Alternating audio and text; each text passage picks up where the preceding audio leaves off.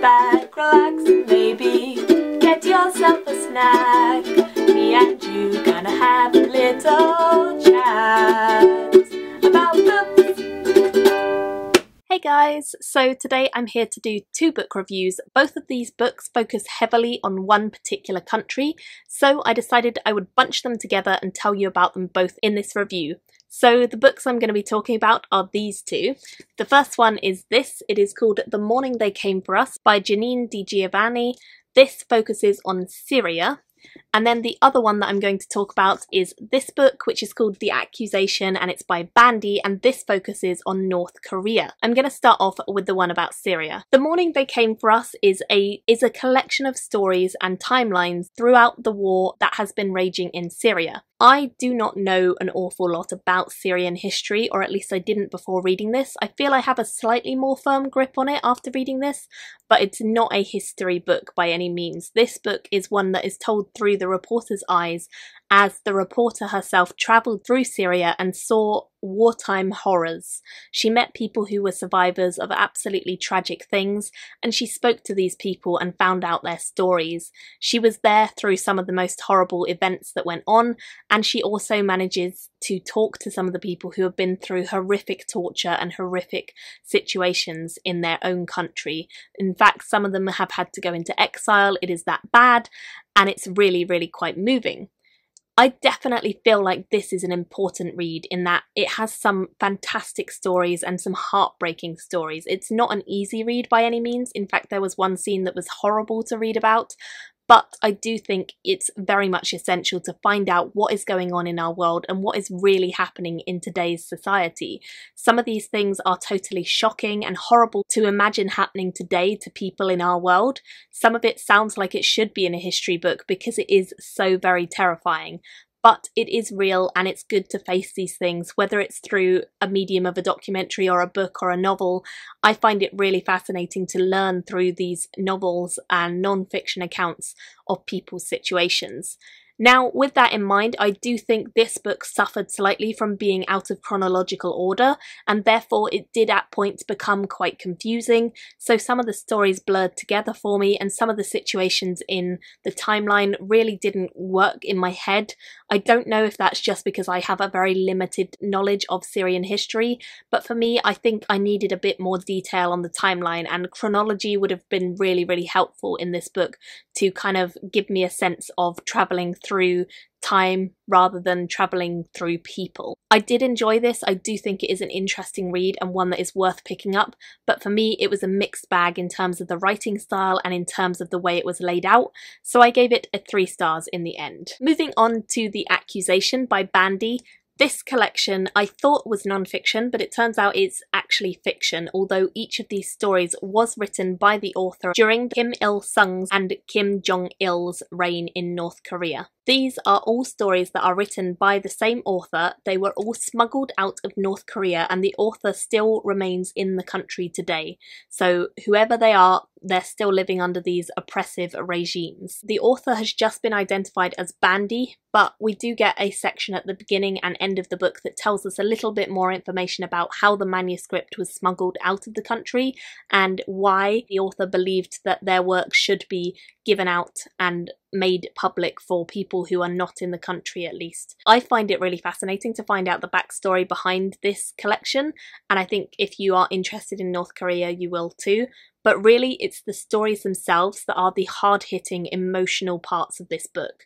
Each of the stories, and there are 7 in the collection, felt incredibly realistic to me, even though they are fiction and they are just based on accounts of things that happened or things that the author has seen and slightly manipulated. They feel realistic. From reading other things about North Korea, I've read quite a few memoirs and people who have deferred from the country. I've read a lot of people's memoirs on North Korea, and I find it such an interesting country because it is so cut off from our modern day world, and this book once again proves that by showing just how terrible things can be. Some of the stories in this collection are moving and heartbreaking, and others are really very brusque and harsh and heartfelt and devastating. I love this collection. It was so informative, but also had a real sense of tone in the writing. The stories are actually very well written. This person is a great author, but it is a real shame that these stories cannot be published in the country where the author lives because they are criticising the regime and the people who are in charge of it or were in charge of it.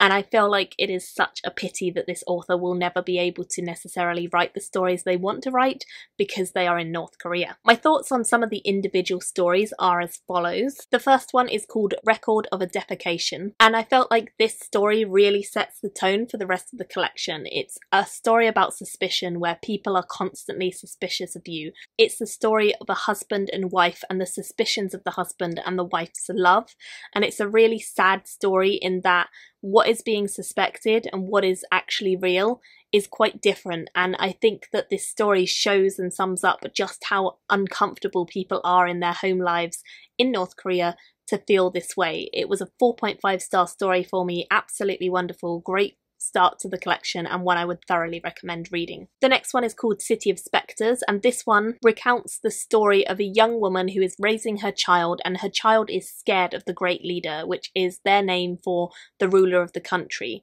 Every time the child sees the Great Leader's portrait, which is pretty much everywhere, they scream and they cry and they're upset, and it's a horrible story because the mother has to control this child. It is thought that their child, if they do not like the Great Leader, must have something wrong with them because it cannot be possible not to like the Great Leader. I gave that one a 3.5. The third story is called Life as a Swift Seed. This one was quite an interesting story. It's about a man who's rung up about a friend. The people who are on the committee are investigating his friend. They think he's done something terrible and they don't believe that he's innocent, and it turns out that it's all to do with an elm tree that is in this friend's garden and the meaning that this elm holds for his friend according to the regime, but actually the people who are threatening it and threatening this man are the regime themselves, and it's all about disillusionment and how this man comes to terms with the fact that things are not quite what they were meant to be when the regime was first introduced. I gave it a 4 stars. Then we had So Near Yet So Far, which is a really devastating story about a man who just wants to travel to see his dying mother. He's had a letter, she's dying, and he wants to go and see her, so he applies for a travel permit, but he is constantly denied, and he gets to the end of his tether where he is constantly being denied this travel permit, even though his mother is very close to death, and he goes and he tries to travel to see her anyway, but of course things go wrong. It's North Korea, it's heavily regimented and policed, and people cannot go without travel permits. I gave that one a 4.5 and it just broke my heart. The next story was called Pandemonium, and this one is a real heart-wrencher as well. It follows a group of grandparents and their young grandchild, and they are on a train trying to take their grandchild back with them, but everything is halted because the Great Leader is coming by in a procession. Everything suddenly starts to become pandemonium on the train. People are being squashed and killed and hurt and injured, and everything is going wrong because the Great Leader is coming and the road must be cleared, the train must be stopped, and people cannot possibly get in the way of the Great Leader. I really love this one, but again it is so upsetting, and I gave it a 4 stars. Next was a story about a father who's disappointed in his son. It's called On the Stage. This one didn't resonate quite as much with me because it is about the father being disappointed that the son is not conforming to the regime, and for me I don't agree with that necessarily, but I gave it 3 stars. It's still very interesting, it has some insight, and I do think it's worth reading, but it's not quite as good as some of the others in the collection for me.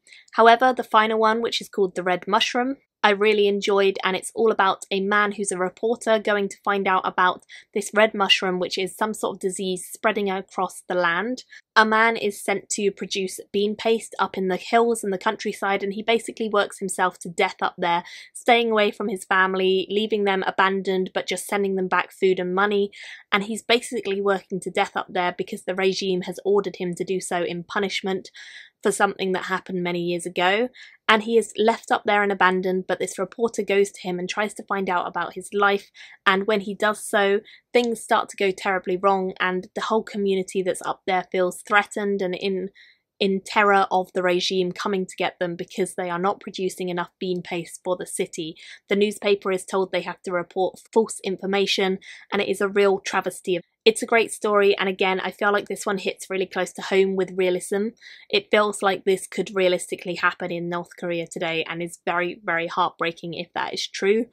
Again, loved it, gave it 4 stars, and for the whole collection I gave it a solid 4 stars as well. And it is a collection that I would thoroughly recommend reading, especially if you do have an interest in North Korea. It's fantastic literature, really well written, and has a very interesting story behind the collection itself, and the stories really resonate with truth and harsh reality of living in there.